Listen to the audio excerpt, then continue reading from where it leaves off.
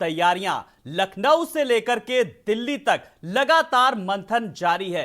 किन किन नामों को लेकर के आखिर नाम कौन कौन से सामने आ सकते हैं, क्या कुछ जातीय समीकरण साध सकते हैं, क्योंकि निशाना 2024 भी है और अब लक्ष्य जो है वो 2024 के हिसाब से सारी चीजें सेट होंगी। लेकिन अब जनादेश 2022 के सामने आने के बाद फिलहाल अब योगी सरकार के मंत्रिमंडल को लेकर लोगों में एक उत्सुकता है, एक कौतूहल है। कैसा होगा, उसमें जातिगत समीकरण कैसे होंगे, सहयोगी दलों को उसमें कितनी तवज्जो दी जाएगी और युवाओं के लिए क्या कुछ खास होगा, नए चेहरों को कितनी तवज्जो दी जा सकती है। ऐसे तमाम सारे सवालों के जवाब आज की इस डिबेट में हम एक बड़े पैनल के साथ जानेंगे और समझेंगे। बिना कुछ देर के हुए जल्दी से आए हुए अपने मेहमानों से अपने दर्शकों का परिचय करा देते हैं। हमारे साथ बीजेपी के प्रवक्ता, हमारे साथ इंजीनियर ओम प्रकाश पांडे जी हमारे साथ हैं। ओम प्रकाश जी नमस्कार, बहुत बहुत आपका स्वागत है।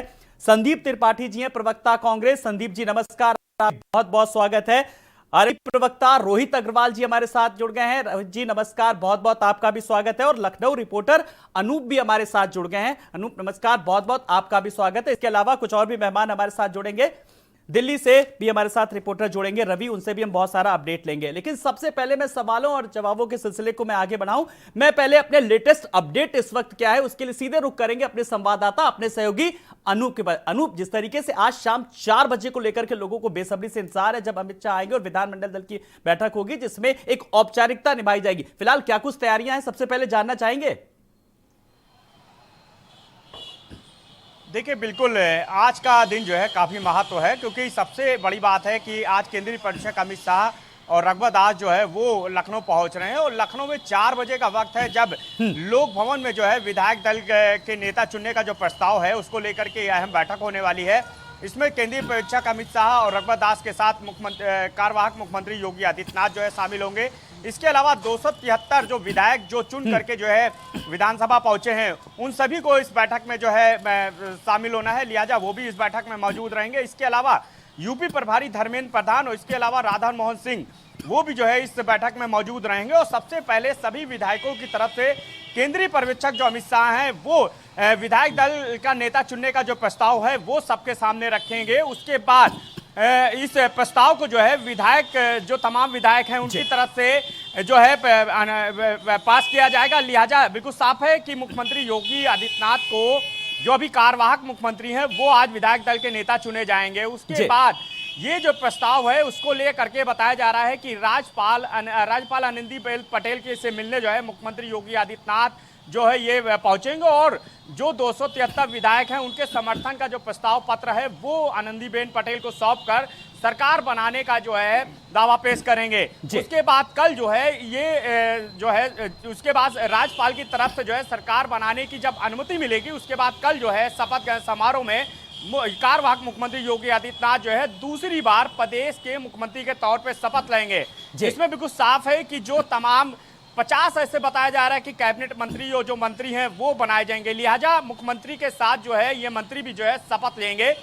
इसके अलावा शाम को जो है खुद केंद्रीय पर्यवेक्षक के नेतृत्व में बैठक होनी है और इस प्रस्ताव के बाद एक चीज और भी है कि केंद्रीय पर्यवेक्षक अमित शाह और योगी आदित्यनाथ जो है पूरे विधायकों को जो है वो संबोधित करेंगे और उसमें यह भी चर्चा है कि सबसे बड़ी बात है कि जो डिप्टी सीएम हैं उनके नामों पर चर्चा हो सकती है।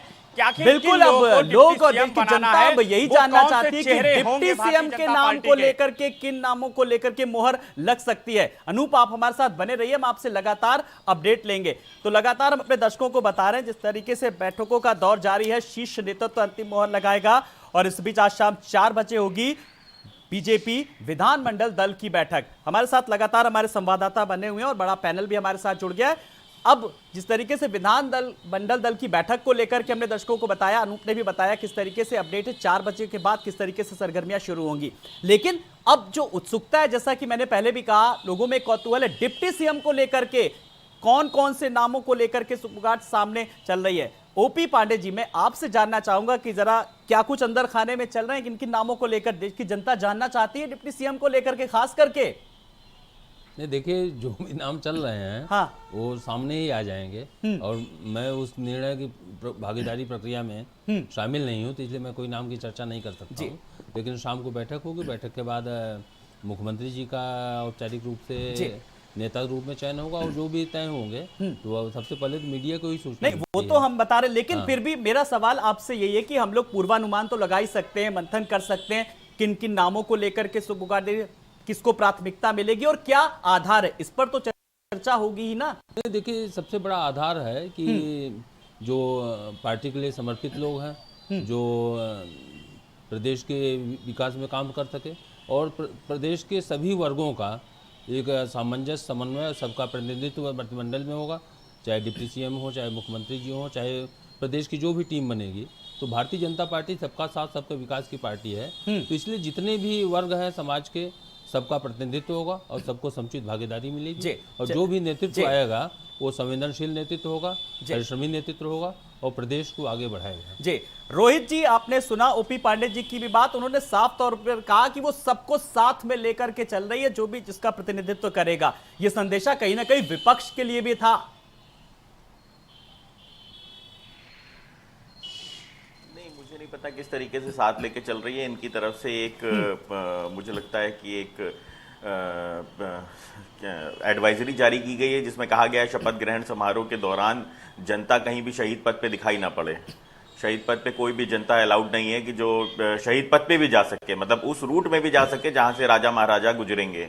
तो मुझे नहीं लगता कि किस तरीके का सबका साथ सबका विकास है। मुझे लगता है भारतीय जनता पार्टी का व्यक्तिगत कार्यक्रम है ये, इससे ज़्यादा कुछ नहीं है। और जनता के करोड़ों रुपए बहाए जा रहे हैं और जनता उस रूट पे भी जाने के लिए अलाउड नहीं है, पहली चीज़। दूसरी चीज़, डिप्टी सीएम कोई संवैधानिक पद नहीं है, उसके बावजूद भारतीय जनता पार्टी निरंतर जनता के ऊपर क्यों डिप्टी सीएम का बोझ डालती है, मुझे समझ में नहीं आता। भाई उनकी सुरक्षा के लिए भी अलग से आपको इंतजाम करने पड़ते हैं, और डिप्टी सीएम जब आप पद देते हैं तो उस तरीके के आपको कहीं ना कहीं खर्चे करने पड़ते हैं। तो डिप्टी सीएम कोई ऐसा संवैधानिक पद नहीं है, हमारे संविधान के अंदर उसकी कोई जगह नहीं है। पर भारतीय जनता पार्टी खाली सरकारों ने अपने हिसाब से किया, वो एक अलग मुद्दा हो सकता है। लेकिन रोहित जी, कुल मिलाकर के शपथ ग्रहण को लेकर देखिए, उसमें एक विपक्ष की भी लोकतंत्र में कितनी खूबसूरती होती है। आप प्रबल तरीके से अपनी बात रखेंगे और किस तरीके से, अब आपने तो साफ तौर पर कहा है कि वो जनता के मुद्दों को पूरी तरीके से सशक्तिकरण से जहां पे जनता ही नहीं अलाउड है वहां पे हम जाके क्या करेंगे? नहीं, जहां जनता ही नहीं अलाउड है, जहां हमारे प्रदेश की जनता नहीं जा सकती, उस रूट पे नहीं जा सकती, उस रूट की तरफ देख नहीं सकती, उस रूट पे देखेगी तो वो उसके लिए अलाउड नहीं है, पुलिस लगी हुई है उसको रोकने के लिए। तो विपक्ष जाके क्या करेगा? बड़े पैमाने पर आयोजन किया जा रहा है और आप इस तरीके की बात कर रहे हैं रोहित जी। हाँ, जो तो लोग सुन विपक्ष रहे की होंगे, क्या जरूरत है? विपक्ष की कोई जरूरत नहीं है इनको, विपक्ष की वहां पे कोई जरूरत नहीं है, क्योंकि जब जनता ही नहीं अलाउड है तो हम क्या करेंगे वहां जाके? जी, इस सवाल का जवाब मैं जरा अनूप के पास आ रहा हूं। अनूप, ये कंफ्यूजन कहां पर है? जैसा कि रोहित जी ने कहा कि वहां पर आम जन के लिए जाने, भाई ये सब आम जनता के लिए, वीवीआईपीस के लिए, साधु संतों तक के लिए इंतजाम किए जा रहे हैं। वहां पर ऐसा कौन सा वहां पे कोई नियम पारित किया गया है क्या कि शहीद पथ से कोई नहीं गुजरेगा? देखिए, आपको बता दूं कि एयरपोर्ट पर जो है, जो तमाम बीजेपी शासित मुख्यमंत्री और उप मुख्यमंत्री हैं, वो पहुंचेंगे अपने हेलीकॉप्टर और पर्सनल चॉपर से। लिहाजा वहां पर जो है इनको उतारने की व्यवस्था की गई है, एक पार्किंग बनाई गई है। वहां से सीधे जो है इकाना जो शपथ ग्रहण समारोह स्थल है, वहां पर ये सभी वीआईपी जो है पहुंचेंगे। तो जाहिर सी बात है कि शहीद पथ पर जब प्रोटोकॉल के तहत जो है तमाम वीआईपी का जमावड़ा रहेगा, तो उसके तहत जो है ये जिला प्रशासन और पुलिस प्रशासन की तरफ से जो है कवायद की गई है कि उस दौरान कोई भी जो आम पब्लिक है उसको दिक्कत ना हो, उसको परेशानी ना हो। लिहाजा जब वीआईपी मूवमेंट का जो समय होगा उस दौरान जो है ट्रैफिक व्यवस्था को दुरुस्त करने के लिए लोगों के बिल्कुल यही बात मैं कहना चाह रहा था कि वीआईपी मूवमेंट जब होगा, लेकिन ऐसा नहीं थोड़े से समय के लिए। रोहित जी, मैं इस सवाल का आपसे जवाब लेने आऊंगा, लेकिन मैं संदीप जी के भी पास आऊंगा। संदीप जी, जब अब हम एक लोकतंत्र के पर्व के रूप में मना रहे हैं, भव्य पैमाने पर, एक बड़े पैमाने पर शपथ ग्रहण समारोह हो रहा है, विपक्ष को भी आमंत्रित किया गया है, कांग्रेस फिलहाल किस तरीके से वहां पर पहुंचेगी? भाई आरएलडी प्रवक्ता ने तो अपनी बात रख दी, मैं आपका भी चाहूंगा पक्ष। देखिए, ऐसा कोई आमंत्रण आया नहीं है ऑफिशियल रूप से, इसकी नहीं जानकारी है, और जब आएगा तो उस पर नेतृत्व विचार करेगा और उस हिसाब से काम करेगा। एक महत्वपूर्ण बात आपके माध्यम से मैं कहना चाहूंगा कि कुशीनगर की घटना जो हुई है बहुत ही दर्दनाक घटना है, और हमारे मोदी जी बंगाल के तो ट्वीट कर देते हैं, बहुत जल्दी तेजी से उनका ट्विटर हैंडल खुल जाता है और बहुत स्पीड से चलने लगता है। कुशीनगर पे भी एक ट्वीट कर दें और उस पर अगर कुछ कार्रवाई हो जाए तो बेहतर होगा। जिस तरीके से अभी आपने कहा, दो तीन चीजें, हाँ। एक तरफ भारतीय जनता पार्टी कहती है कि उसने वीआईपी कल्चर खत्म कर दिया। वीआईपी कल्चर खत्म कर दिया तो ये वीआईपी कल्चर नहीं है तो और क्या है? क्या है, कैसे होता है वीआईपी कल्चर? मतलब एक जो मुख्य मार्ग है लखनऊ का, आज की तारीख में शहीद पथ वह मार्ग है जो मान के चलिए इलाहाबाद, प्रयागराज, इधर आपके कानपुर से मोहनलाल से लोग घूम जाते हैं, उधर सुल्तानपुर से लोग घूम जाते हैं, उधर सब लोग शहीद पथ से निकलकर लखनऊ एंटर करते हैं। आप बताइए, इनके ही लोग, मैं ये दूसरी की बात नहीं कर रहा हूँ, भाजपा के कार्यकर्ता ही जो उस कार्यक्रम में सम्मिलित होना चाहते हैं, उनके लिए आप बाधाएं खड़ी कर रहे हैं। तो ऐसे वीआईपी चलिए, कल्चर आप की अगर आवश्यकता प्रोटोकॉल नहीं। को अगर सुरक्षा और की एक दृष्टि चीज से और- अगर कुछ और- लिमिटेशंस मैं लगाई जाती है जवाब दूं? तो आप उसको बाधा कह रहे हैं। जवाब संदीप दो। जी, मुझे इस आलोक जी, सोच एक पर बात आपत्ति, और। मेरी बात सुनिए पहले, मेरे एक सवाल का जवाब दीजिए संदीप जी, मैं आप ही के पास आ रहा हूँ। मैं दोनों आपने को जवाब देना चाहूंगा। मैं आ रहा हूं, आपने मामला बहुत संवेदनशील मुद्दा उठाया था, इसलिए मुझे जवाब देना जरूरी है। आपने कुशीनगर का मामला उठाया, आपने सवाल उठाए, लेकिन कल ही मुख्यमंत्री योगी आदित्यनाथ ने कुशीनगर मामले को लेकर के ट्वीट किया, अपनी संवेदना व्यक्त की और उन्होंने डीएम के साथ कई अधिकारियों को भी निर्देश दिए कि वो जाएं, इस पूरे मामले की जांच करें, और उन्होंने मुआवजे तक की बात की, मदद तक की बात की है। ये असलियत है। सवाल ये है। चलिए, अब ओपी पांडे जी, आप अपनी बात रखिए जिस तरीके से। चलिए, ठीक है, आप जवाब दे दीजिए जी। हाँ, ठीक है, हाँ, जल्दी दीजिए जी। अभी आपने कहा कि जो है योगी जी ने किया, बिल्कुल मैंने मोदी जी की बात की। हाँ। आप वो उछलकर बंगाल चले जाते हैं, कांग्रेसी शासित राज्यों में चले जाते हैं, लेकिन जहां आपकी सरकार है वहां पर चाहे आप देख लीजिए 100 बच्चों की जब गोरखपुर में घटना हुई, चाहे लखीमपुर की घटना हुई, एक भी ट्वीट, एक भी संवेदना कहीं नहीं जाहिर करते हैं। तो ये मोदी जी को देखना पड़ेगा कि ये चुनावी, और ये देखना, सारे राज्य आपके हैं, आप सबके प्रधानमंत्री हो, उस हिसाब से देखिए। और रही बात, एक बात और, अभी आपने कहा कि ये सोच, देखिए वीआईपी कल्चर खत्म करने की बात अगर मैं नहीं करता, ये भाजपा ही करती है, तो उसको आपको दिखाना भी चाहिए। ये सिर्फ जो है जुबानी नहीं होना चाहिए। आप तो बातें अच्छी अच्छी करते हैं लेकिन काम अच्छे नहीं होते। और एक चीज आप चलिए, देखिए, विपक्ष का यही भूमिका नहीं होती है। आप थोड़ा कभी सलाह भी दे सकते हैं, एक मॉडल भी पेश कर सकते हैं। और आपने पश्चिम बंगाल की बात की संदीप जी। पश्चिम बंगाल में आपने नेता अधीर रंजन ने किस तरीके से वहां पर राष्ट्रपति शासन लगाने की बात की, यानी कि वहां पर भी आप किस तरीके से अपनी जो है उपस्थिति दर्ज कराने को लेकर के दूरदर्शिता साफ तौर पर नजर आ रही है। जी, सवाल तमाम सारे उठ रहे हैं। मैं आज कोशिश करूंगा कि एक सार्थक बहस करूं। ओपी पांडे जी, कुल मिलाकर के नामों को लेकर के मंथन चल रहा है, अब बेबी रानी मौर्य को लेकर के और वीवीआईपी कल्चर को लेकर के। चलिए, आप अपनी बात रखें। जी जी, जल्दी से चाहूंगा। पहले जी, तो हाँ। संदीप जी ये कह रहे हैं कि देखिए, जनता सब जानती है और जनता ने इनको बता दिया है कि हम कितना लोग जनता की चिंता करते हैं, ये कितना चिंता करते हैं। 2% लोगों ने इनको सपोर्ट किया है प्रदेश में। पिछली बार 6% थे, 6 से 2 आ गए हैं। अगली बार जो है 1% के नीचे चले जाएंगे कांग्रेस। कुछ जनता सब समझती है कि आप कौन लफाजी कर रहा है, कौन काम कर रहा है। और योगी जी जैसा मुख्यमंत्री प्रदेश के सौभाग्य से मिला है, जो कि मुझे लगता है कम से कम 18-20 घंटे काम करते हैं और जनता के लिए काम करते हैं। उनका कोई व्यक्तिगत स्वार्थ नहीं, ना तो उनका कोई परिवार है। दूसरी चीज में, रोहित जी ने सवाल उठाया डिप्टी सीएम को लेकर, तो रोहित जी को मैं बताना चाहूँगा कि इनके जो पूर्वोदा थे माननीय चौधरी चरण सिंह जी, वो खुद डिप्टी पीएम थे। अगर गैर संवैधानिक पद था तो चौधरी चरण सिंह जी क्यों बनते हो? अब चरण सिंह जी से बड़े थे रोहित अग्रवाल नहीं हो गए हैं जी। तो चरण सिंह जी जनता पार्टी सरकार में डिप्टी पीएम थे। सर, यहाँ पर मुद्दा ये नहीं कि संवैधानिक मुद्दा, लेकिन ये राज्य सरकारों ने अपने वीआईपी हिसाब से कर प्रोटोकॉल लिया पे आ है। जाता जी, हूं, प्रोटोकॉल पे आ जाता देना हूं। चाहूंगा। हाँ, जवाब दे लीजिए एक एक करके। जरा ओपी जी अपनी बात पूरी कर ले जरा। तीसरी चीज प्रोटोकॉल और उसकी सुरक्षा की बात है, तो देखिए कोई वीआईपी में जवाब देना चाहूंगा। ये जवाब हम हमारी पूरे तो बोलिए, आपके बीच में नहीं बोल रहा था। तो जो ये प्रोटोकॉल की बात है, तो देखिए protocol VIP culture Bharatiya Janata party ने खत्म कर दिया, लेकिन जो सिक्योरिटी कंसर्न है, माननीय प्रधानमंत्री जी आ रहे हैं और तमाम मुख्यमंत्री आ रहे हैं, और सिक्योरिटी के लिए जनता के हित में, क्योंकि जब सिक्योरिटी होती है तो जाम लगता है और 4 लेन का रास्ता है, वो चौड़ी सुरक्षा और जनता के हित में इस चीज को ध्यान में बिठा लीजिए। जनता वहां जाकर के जाम और में ऐसी मंशा नहीं है, बिल्कुल आप लोगों को भी खुला आमंत्रण किया गया है इस शपथ ग्रहण समारोह में आने को। दूसरी चीज आम जनता की बात है, बड़ी संख्या हम लोग आ रहे हैं, अभी तो आपकी संख्या दिखेगी, वो लोग आम जनता ही आ रही है, नेता नहीं आ रहे हैं। आम जनता आ रही है, उत्साह से आ रही है, पूरे प्रदेश से आ रही है शपथ ग्रहण में। और रोहित जी, मुझे लगता है कि डिप्टी सीएम पद को लेकर के संवैधानिक है, गैर संवैधानिक है, अब ये चर्चा का विषय नहीं है। अब चर्चा का विषय ये है कौन कौन से नाम सामने आ सकते हैं, किन किन को अपने काम का इनाम मिल सकता है, और 2024 को लेकर के किस तरीके से तैयारियां हैं। अब बात कहीं ना कहीं मुझे लगता है रोहित जी इस पर भी होनी चाहिए, क्यों रोहित जी? नहीं नहीं, बिल्कुल नहीं, आलोक जी, पहले तो मैं इनको इनका जवाब दे दूं कि देखिए, जब गठबंधन की सरकार होती है तो उसकी अपनी मजबूरियां होती हैं, और जब हिलती दुलती सरकार होती है तो उसकी अपनी अरे मजबूरियां सत्ता होती है, वहां पे आपको गठबंधन कहीं नहीं ना थी, कहीं जनता पार्टी एडजस्टमेंट पूर्ण करना बहुमत पड़ता था। है। पर जब आपको क्लियर मेजोरिटी जनता देती नहीं, है, 77 में उसके जनता बाद पार्टी जनता की इस सरकार पूर्ण तरीके से बहुमत की पैसे सरकार थी, की रोहित जी। लूट करना, मुझे लगता है वो कहीं ना कहीं, अरे लूट भाई, करने का काम आप लोग करते हैं। आप हमारे बीच में बोल रहे हैं, अब आप सुनना नहीं चाहते जी हैं। जी नहीं नहीं, नहीं, अब 77 में आप जनता सुनना नहीं पार्टी चाहते सरकार हैं, पूर्ण आपकी बहुमत की समस्या थी, ये है, तो जिसमें आप चरण सिंह जी हमसे सलाह डिप्टी लेते सीएम क्यों थे। हैं? इनको चाहिए ही नहीं आलोक जी, हमको कुछ नहीं कहना मंत्रिमंडल विस्तार पे, इनको जो आप करना हो कर अपनी लें। बात इन्होंने रखिए, तो अपनी घर की पार्टी बना के रखा है, घर का इवेंट कर रहे हैं, आपको कर मौका लेंगे। दे रहा हूं। नहीं नहीं, रोहित जी, हमें आप नहीं अपनी बात देनी रखिए। कोई रोहित जी, सलाह। मैं आपसे सवाल कर रहा हूं जी। इनको हाँ। कोई सलाह नहीं देनी, इनको जी। कोई सलाह चाहिए ही नहीं जी, इनको हमसे कोई सलाह अच्छा, चाहिए चलिए, नहीं। आप हमको सलाह हमारी मत सारी दीजिए, बातें अपनी बात चुभती हैं। रखिए, अपनी जब बात हमारी सारी रखिए, बातें ठीक है। चुभती है तो इनको जो मर्जी है वो करे। जी, अपनी बात रखिए, मैं तो आपको हमने बोल अपनी रहा हूं ना, बात मैं रख दी मौका कि दे रहा जनता हूं। के ऊपर बोझ नहीं डालना चाहिए। डिप्टी सीएम, मैंने अपनी बात पूरी तरीके से रख दी कि डिप्टी सीएम जैसा कोई पद नहीं होता है और जनता के ऊपर बोझ नहीं डालना चाहिए। भारतीय जनता पार्टी को इस पे विचार करना चाहिए, क्योंकि अगर आप 2 और 4 डिप्टी सीएम करते हो तो उनको करीब करीब सीएम के बराबर की आपको सुविधाएं देनी पड़ती हैं, और ऐसी सुविधाएं देने में जनता के पैसे की लूट होती है, जनता के पैसे की बर्बादी होती है।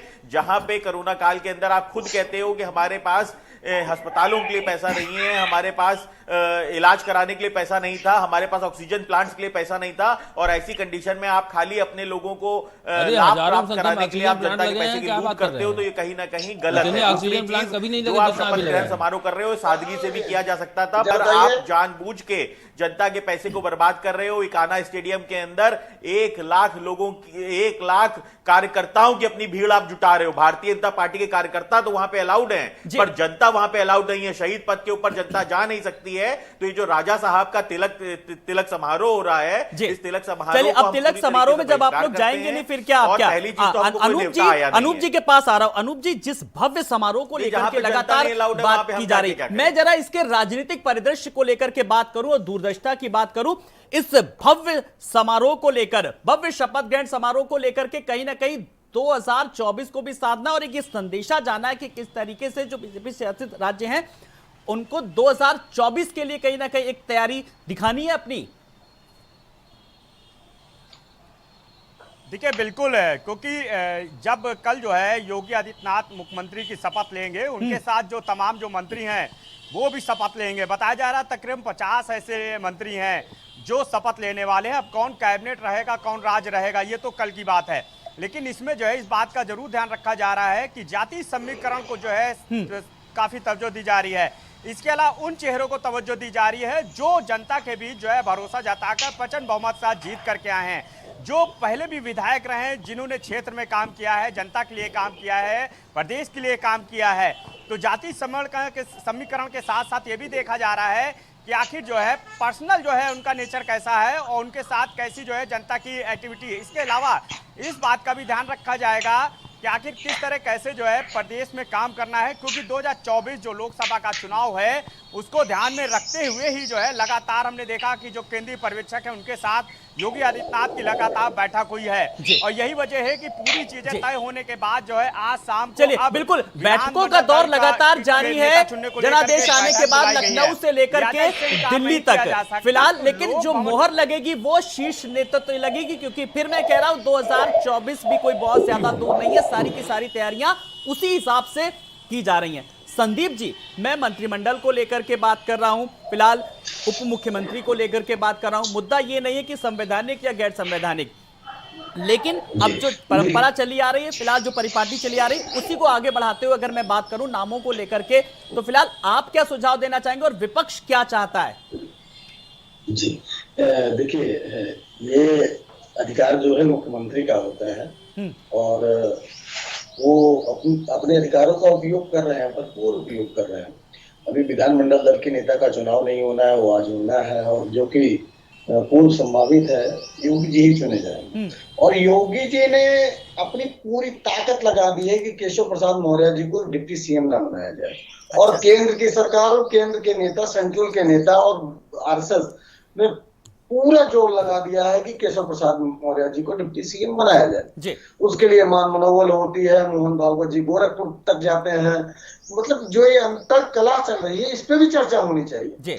अच्छा, आप पूछ लेते हैं समझिए अंदर कर कि लेते हैं। एक- ओपी पांडे जी, आपको ये बात नहीं पता थी कौन किसके लिए दावेदारी कर रहा है और कौन किसकी क्या मंशा है? भाई देखिए, वो आलोक जी, कांग्रेस के ये प्रवक्ता, आपकी उनको जानकारी के पार्टी लिए की एक बात चीज और पता है। बता दूं। ओपी जी देखिए आलोक मुस्कुरा जी, रहे हैं बहुत- जी, सुनेंगे एक सवाल इसके साथ जोड़ दे रहा हाँ हूं। हाँ, चलिए जोड़िए जोड़िए, देखिए, बोलिए बोलिए, मैं आज पूछूंगा। पब्लिक डोमेन में बड़ी चर्चा चल रही है। हाँ। कह रहे हैं कि लोग कि अरे केशव प्रसाद मौर्य जी का क्षेत्र मेरे बगल का क्षेत्र है, यहाँ पे चर्चा, अरे केशव बहुत मजबूत आदमी बा भैया, जी। 80 विधायकों के पास बांटे कर बाबा जी जी। हम करिए पार्टी तोड़ दे। जी, बात हमारे पब्लिक यहाँ कमेंट की लोगों नहीं है, की बात चर्चा ये कि आप किन लोगों के साथ नहीं। उठना बैठना है, किन लोगों से आप बात करते हैं कि ये, और ये आपका क्या चर्चा क्यों नजरिया? हो रही है? ठीक है, केशव अगर ये प्रसाद चर्चा मौर्य है चला तो रहे हैं साच चर्चा को फिर को, आज क्या या ओपी भाजपा पांडे चला जी रही सवाल है। का जवाब दीजिए, बड़ी बेबाकी से मैं चाहूंगा। नहीं एकदम निश्चित रूप से जवाब दूंगा। हाँ। तो देखिए, एक कहावत है, अब उसकी चर्चा नहीं करूंगा, मैं इनके विषय सीधे आता हूँ कि अब कहावत विष्णु बहुत जी, याद है। नहीं कहावत से ज्यादा सीधे विषय हाँ, पर मुंह माथा आता न हूँ। पावे, भाई बहुत- ऐसी बहुत- पार्टी बहुत- बहुत में सुना है। रिप्रेजेंट कर रहे हैं विष्णु जी कि जिस पार्टी के कोई अध्यक्ष ही नहीं 3 साल से है, उसमें G23 बना है, रोज बयान देता है, वो दूसरों सोनिया के सर, यहाँ वो नहीं हम करता है। कांग्रेस को लेकर के अलग मुद्दा करेंगे, सोनिया लेकिन गांधी अब को उन्होंने भारतीय डिप्टी जनता सीएम को पार्टी- लेकर के सोनिया बताइए। गांधी आज को- मुझे इस सवाल का आप देखिए, जवाब देखिए, दीजिए। हाँ, मैं दे रहा हूँ उन्होंने जवाब, कहा है कि जवाब अंदर दे रहा खाने हूँ। से अगर खबरें आ रही हैं। डिबेट में सुनेंगे आप सुनेंगे, जवाब दे मैं रहा हूँ, इसीलिए मैं कोई भी दे और रहा हूँ, सवाल का जवाब जवाब दे नहीं रहा दिया। हूँ। जी जी तो देखिए, जहां तक भारतीय जनता पार्टी की बात है, भारतीय जनता पार्टी ने 5 साल सात सरकार विधायक चलाया आज भी हैं, है, आज भी दोबारा जान लीजिए। जनता ने आशीर्वाद दिया है, ज्यादा सपोर्ट के साथ आशीर्वाद दिया। पिछली बार हमारे वोट 40% कम थे, इस बार 44% के करीब सपोर्ट आया है हमारे पास। तो अरे जनता ने हमें कहाँ- आशीर्वाद दिया है, आ- और इसलिए आ- आशीर्वाद दिया है। आलोक जी तो कैसे देखिए लोगों को देखिए बैठा लेते हैं? कहाँ देखिए, तुलसीदास जी लेके के आओ? रामायण में कहा जी। गया है, आरएसएस रामचरित, कार्यालय से लेके आए हो क्या? जी, कहाँ से अगर आप 1% शांत हो हो जाए गया? तो मैं बोलूं। सुनेंगे सुनेंगे, फिर अरे मैं आपके गलत पास आऊंगा। आंकड़ा दे रहे हैं ना, कैसे नहीं, शांत हो जाओ? नहीं आप झूठ चीखे मत चिल्लाइए फैलाइए। भाई, आप लोग इससे ज्यादा कर ही नहीं सकते, जनता ने आपको रिजेक्ट कर दिया है, आप चीखे चिल्लाइए और कुछ कर ही मुझे नहीं सकते रिजेक्ट आप। कर दिया, उससे सम्मान स्वीकार है। हाँ, नहीं, लेकिन सम्मान आपको आपको जीत 2% नहीं वोट हो दे रही दिया है। अब यार, अब झूठा अगली बार आंकड़ा 1% दे रहे भी हो। नहीं मिलेगा, जीतने एक ही के आंकड़ा बाद मिलेगा भी आप आपको। वोट परसेंटेज का आंकड़ा गलत दे रहे हो। नहीं, अब आगे मैं बता रहा हूँ। देखिए, तुलसीदास जी कहे हैं रामचरितमानस में, जहाँ सुमति तहाँ संपत्ति नाना, जहाँ कुमति तहाँ विपत्ति निधाना। तो कांग्रेस की स्थिति आप देख रहे हैं, भारतीय जनता पार्टी एक साथ है, सामूहिक निर्णय होता है, सामूहिक अनुपालन होता है। हम केंद्र की सरकार हमारी 8 साल चल रही है, प्रदेश में 5 साल सरकार चली है, दोबारा सरकार बनने जा रही है, और जैसा कि है कि अगले पता नहीं कब तक रहेगी हमारी सरकार लगातार। जी। तो जैसा कांग्रेस की स्थिति है, चलिए, कि हमारी सरकार केंद्र में और बहुत राज्य कुछ में हम लोग डिबेट में अनंतकाल यहाँ तक पर नहीं डिसाइडिंग रहेगी। फैक्टर नहीं बन इसलिए जाएंगे। कांग्रेस कुछ अपनी ओपी स्थिति जी, सुधारे, ओपी जी, और कुछ जनता हम के लिए हम भी तो छोड़ चाह रहे हैं दीजिए। एक मजबूत विपक्ष जनता रहे, चाहे और जिसे चाह सोना रहे के हैं कांग्रेस सिंहासन जीवित पर रहे। बिठा सकती है, वही लेकिन ये लोग जनता सत्ता कांग्रेस के को समाप्त सिंहासन से करने में उतारने तुले का हुए भी हैं। मादा रखती है। अभी क्यों डिबेट अगली में बार एक कांग्रेस वोट का प्रतिशत एक को अंक लेकर के माने एक जा बात रही है आई। लोकसभा रोहित चुनाव जी, में। आप मैं देख रहा था बहुत देर से मुस्कुरा के आप सब वक्ताओं की बात सुन रहे थे। वोट प्रतिशत को लेकर के जब जनादेश आया, उसके बाद अखिलेश यादव ने भी साफ तौर पर कहा कि अब वो विपक्ष में बैठेंगे और पूरी तरीके से वोटिंग जो शेयर है, प्रतिशत है, वो कहीं ना कहीं आप लोगों का, समाजवादी पार्टी का कहीं ना कहीं बढ़ा है। तो अब बेबाकी से अब आप अपनी बात रखेंगे, और कहीं ना कहीं अब एक तरीके से आप लोगों ने भी जनता को संदेशा दे दिया कि यूपी पर पूरा पूरा खास करके फोकस है अब आप लोगों का। नहीं, बिल्कुल आलोक जी, देखिए 40% जनता ने विपक्ष के ऊपर भी भरोसा जताया है और विपक्ष को कहीं ना कहीं मजबूत किया है। भारतीय जनता पार्टी का ग्राफ डिक्लाइन हुआ है, तो अगर जनता भारतीय जनता पार्टी से सेटिस्फाइड होती तो शायद इसका ग्राफ डिक्लाइन ना होता और विपक्ष मजबूत ना होता। तो ये बिल्कुल स्थिति क्लियर है, पूरी स्थिति क्लियर है कि भारतीय जनता पार्टी को भी जनता ने कहीं ना कहीं नकारा है और विपक्ष को स्वीकारा है।